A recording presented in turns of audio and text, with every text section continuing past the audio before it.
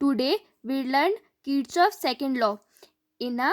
closed electric circuit, the algebraic sum of products of current flowing in different parts and their corresponding resistance or impedances and the algebraic sum of different electromotive forces applied in the circuit is zero. किसी भी बंद विद्युत परिपथ में बहने वाली धारा और उसके संगत प्रतिरोध और प्रतिबाधाओं का गुना और उस परिपथ में बहने वाले विद्युत वाहक बल का योग शून्य होता है, उस परिपथ के लिए शून्य होता है. Mathematically summation I R plus summation E is equal to zero, where I represents current मतलब धारा, आर रिप्रेजेंट्स प्रतिरोध resistance and E represents electromotive force.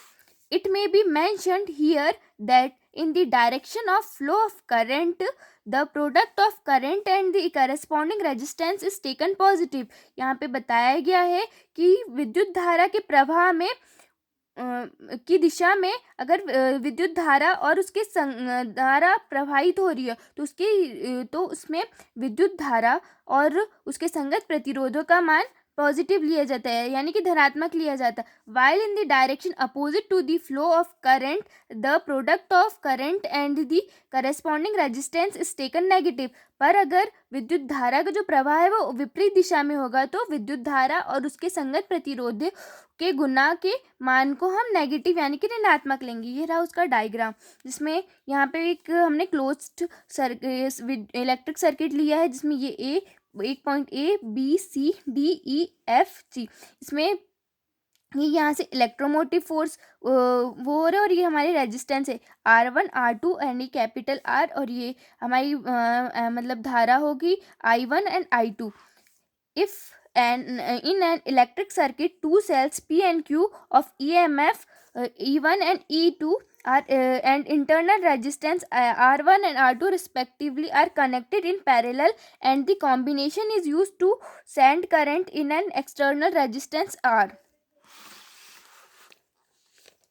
If I1 and I2 respectively be the current drawn from the cells P and Q and the current flowing in the external resistance R is I3, then according to the Kirchhoff's first law at the junction D,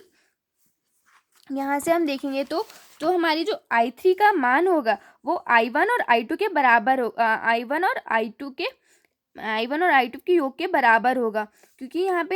पे point में junction का नियम लगा है, क्योंकि यहाँ से भी धारा आ रही है, यहाँ पे भी धारा आ रही है जंक्शन इस पे, तो I3 जो हमारी यहाँ से बहने वाली धारा होगी वो I1 और I2 के बराबर होगी. Now according to Kirchhoff second law in the circuit ADCBA,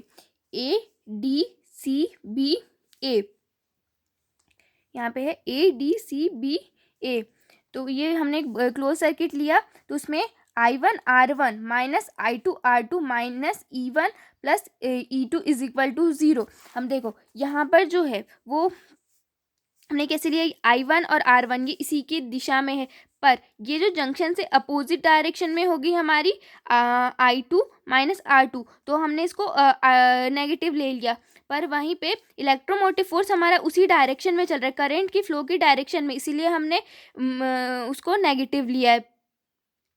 और जो हमारा E2 है वो उसकी फ्लो की डायरेक्शन में, जैसे यहाँ पे क्लोज्ड लूप बनता है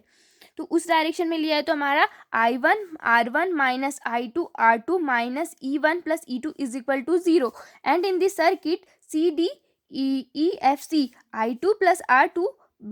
क्लोज ब्रैकेट में I1 plus I2 R minus E2 is equal to zero. तो हम यहाँ पे देखेंगे तो यहाँ पे हम डायरेक्शन का फ्लो इस तरह से देखेंगे, तो हमारा जो I2 और R2 का मान है वो करंट की फ्लो की डायरेक्शन में है, तो हमने इसको पॉजिटिव लिया है, और पर जो E2 की डायरेक्शन है वो हमारी अपोजिट हो गई है, तो इसीलिए हमने यहाँ पे E2 को माइनस में लिया. On solving the above equation 1 and 2, the values of I1 and I2 and I3 can be obtained. Obviously this law is based on conservation of energy and is valid only in a closed circuit. ये जो हमारा जो Kirchhoff का second law है वो विद्युत संरक्षण की मतलब ऊर्जा संरक्षण के बारे में बताता है, और ये सिर्फ बंद परिपथ के लिए लागू होता है. Thank you.